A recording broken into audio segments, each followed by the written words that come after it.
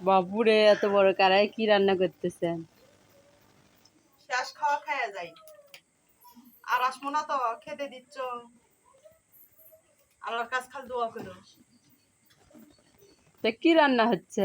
খিচুড়ি। কি দিয়ে? ওই যে খাসির চর্বি, আলু, আর হচ্ছে হলো যে শাল্লা চাউল। রাত বাজে এখন 9টা। খাবো সেই আরামে। চলে যাবো তো, যাওয়ার আগে আগে সবাই একসাথে।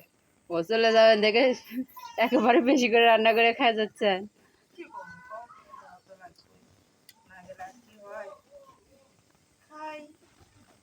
মনে রেখো, আজ যদি না আসি আর বাবা